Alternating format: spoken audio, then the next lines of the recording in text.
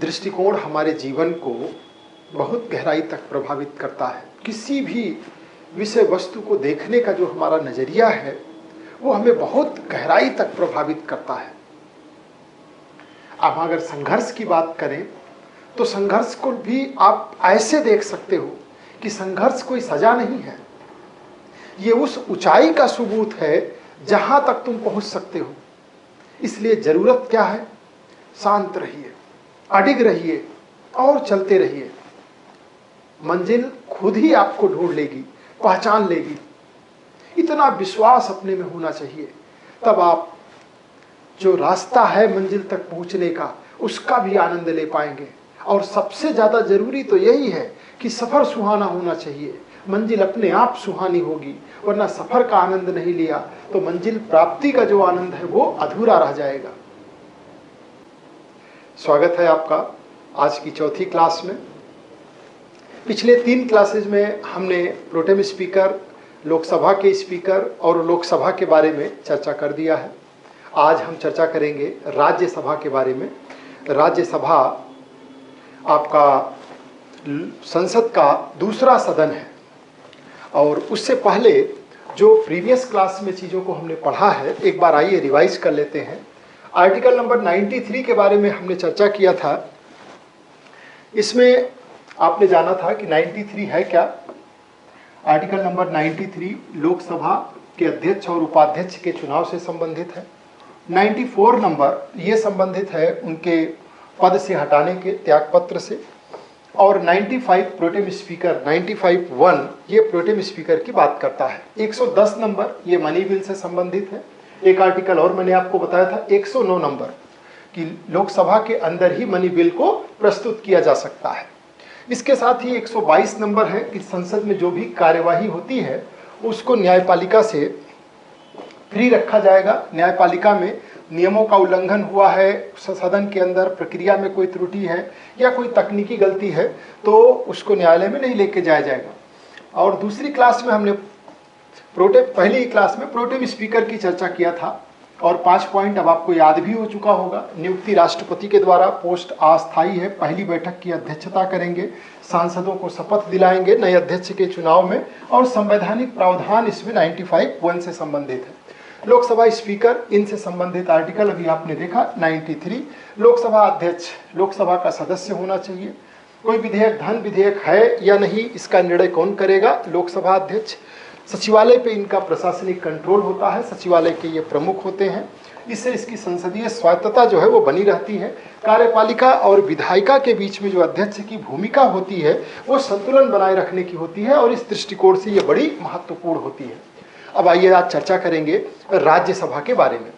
राज्यसभा भारतीय संसद का अपर हाउस है, ऊंचे का सदन इसको बोलते हैं, उच्च सदन बोलते हैं। और इसको काउंसिल ऑफ द स्टेट कहा जाता है क्योंकि ये राज्यों का प्रतिनिधित्व करता है। हर राज्य के विधायकों के द्वारा आनुपातिक प्रतिनिधित्व प्रणाली के आधार पर यहाँ अप्रत्यक्ष तरीके से सांसदों को चुना जाता है। जो राज्यसभा के अंदर सांसद होते हैं वो किसी एक जिले का प्रतिनिधित्व नहीं करते, वो पूरे राज्य का करते हैं। जैसे यूपी का एक जो भी वहाँ पर सांसद होगा वो पूरे यूपी का प्रतिनिधित्व करेगा। ठीक। तीसरी बात अगर इसमें देखा जाए तो राज्यसभा जो है, दूसरी आपने देख लिया कि इसका गठन संविधान का जो आर्टिकल है 80 नंबर उसी के अंतर्गत किया जाता है, आर्टिकल नंबर 80 के तहत। और तीसरी बात है कि अस्थाई सदन है, ये परमानेंट हाउस है, इसका कभी विघटन नहीं होता है। राज्यसभा का विघटन नहीं होता। जो इसके सदस्य हैं उनका कार्यकाल 6 वर्ष का होता है। लोकसभा के सदस्यों का 5 वर्ष होता है सामान्यतः। और यहाँ पे हर 2 साल में 1/3 सदस्य जो है वो सेवानिवृत्त होते रहते हैं और नए आते रहते हैं। तो इस तरीके से जो इसकी कंटिन्यूटी है वो बनी रहती है। राज्यसभा के जो अधिकतम सदस्य हैं वो कितने हो सकते हैं? 250। मैक्सिमम जो सदस्यों की संख्या निर्धारित की गई है वो 250 है। वर्तमान में सदस्यों की संख्या 245 है, 245। इसमें से 238 सदस्यों को राज्य और केंद्र शासित प्रदेशों से अप्रत्यक्ष तरीके से चुना जाता है और जो बचे हुए 12 हैं, इन 12 सदस्यों को राष्ट्रपति मनोनीत करते हैं। इनको नॉमिनेट करते हैं साहित्य, कला, विज्ञान और समाज सेवा जैसे क्षेत्रों में जिनके विशेष योगदान है। तो चूंकि ये वरिष्ठ लोगों का भी सदन माना जाता है और इसमें इस तरीके के लोगों को समावेशित करके देश में जो इस तरीके की कल्चरल एक्टिविटीज हैं उन्हें भी प्रोत्साहित करने और उनको भी वहाँ पर प्रतिनिधित्व देने का प्रयास किया जाता है। राज्यसभा का जो सभापति होता है वो भारत के उपराष्ट्रपति होते हैं। वहाँ आप चेयर पे उन्हें देख सकते हैं, उपराष्ट्रपति को। ये चेयरमैन होते हैं पदेन। जब ये उपराष्ट्रपति पद की शपथ लेते हैं तो अपने आप राज्यसभा के सभापति हो जाते हैं। इसके लिए इन्हें यहाँ अलग से कोई शपथ नहीं लेनी होती। अगर मनी बिल की बात करें तो राज्यसभा इस पर सिर्फ सुझाव दे सकती है, उसे रोक नहीं सकती या संशोधित नहीं कर सकती। 14 दिन के भीतर उसे लौटाना भी होता है। और 10वां जो पॉइंट है, 2 आर्टिकल याद रखिएगा, 249 और 312। अगर राज्य सूची के विषय पर, भारत में केंद्र सूची है, राज्य सूची है और समवर्ती सूची है, 3 सूचियां हैं, आगे हम डिस्कस करेंगे। तो जो राज्य सूची है उस पर कानून बनाने का अधिकार राज्यों का है, ठीक। तो उस पर अगर 249 के तहत राज्यसभा को एक विशेष अधिकार दिया गया है कि वो अगर 2/3 बहुमत से राज्यसभा ये प्रस्ताव पारित कर दे कि राष्ट्रीय हित में जरूरी हो गया है तो संसद राज्य सूची के विषय पे कानून बना सकती है। लेकिन ये काम कौन करेगा? अपर हाउस यानी राज्यसभा।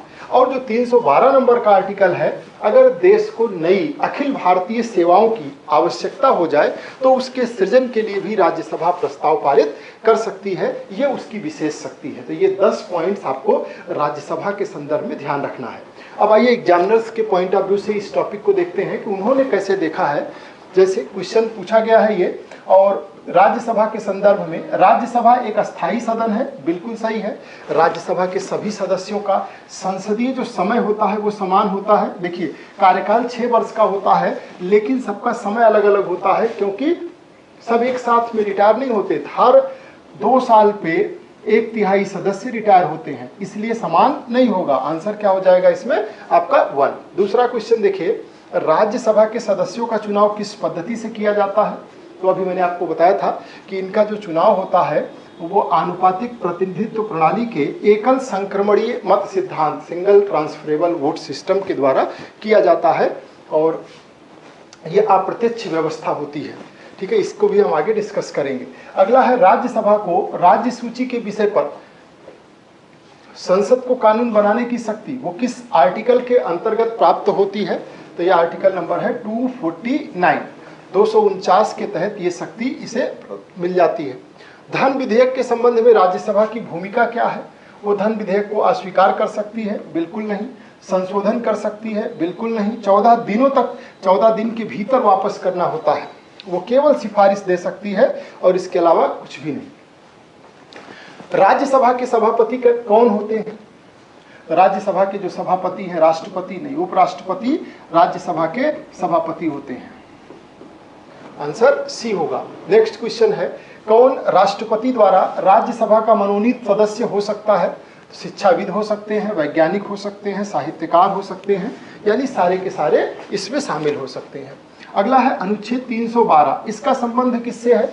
राज्य सूची से, अखिल भारतीय सेवाओं से, वित्तीय आपातकाल से, राष्ट्रपति शासन से। आंसर क्या होगा? अखिल भारतीय सेवाओं के सृजन से 312 नंबर आर्टिकल संबंधित है। 249 के अंतर्गत राज्यसभा द्वारा पारित प्रस्ताव अधिकतम कितने दिन तक प्रभावी रहता है? तो ये 1 साल तक प्रभावी रहता है, ठीक। अगर जरूरत पड़ जाए तो पुनः प्रस्ताव ला करके और उसे फिर आगे बढ़ाया जा सकता है। राज्यसभा के मनोनीत सदस्य की संख्या कितनी होती है? तो इसके मनोनीत सदस्यों की संख्या कला, साहित्य, विज्ञान है ना, ये सब क्षेत्रों से 12 होती है। राज्यसभा को भारतीय संघीय व्यवस्था का रक्षक क्यों माना जाता है? राज्यसभा को संघीय व्यवस्था का रक्षक ये क्योंकि ये सरकार के प्रति उत्तरदायी है? नहीं, ये राज्यों के हितों का प्रतिनिधित्व करती है। बिल्कुल सही बात है, राज्यों के हितों का ये प्रतिनिधित्व करती है। बजट को अस्वीकार कर सकती है, लोकसभा को भंग कर सकती है, जी नहीं, ये राज्य का प्रतिनिधित्व करती है। जैसे यूपी का, बिहार का, बंगाल का, तो उसमें जितने सदस्य होंगे वो राज्यों का पूरा पूरा प्रतिनिधित्व करते हैं, ठीक। तो ये आपने राज्यसभा के बारे में जाना और राज्यसभा से जुड़ी हुई चीज़ों को एक बात ध्यान रखिएगा, अपने आप को मोटिवेटेड रखिए। जो व्यक्ति हार वही मानता है जो रुक जाता है, और जो चलता रहता है चाहे धीरे धीरे ही चले मंजिल तक पहुंच जाता है। तो अपनी कंटिन्यूटी बनाए रखें, सेल्फ मोटिवेटेड रहें, लगातार अपने लक्ष्य को लेकर के प्रयासरत रहें। मंजिल सच में आपका इंतजार कर रही होती है, बस सिर्फ और सिर्फ कंसिस्टेंसी चाहिए, और उसके साथ साथ आप अपने आप को रेगुलर बेसिस पे सही डायरेक्शन में बढ़ाने का प्रयास करते रहिए।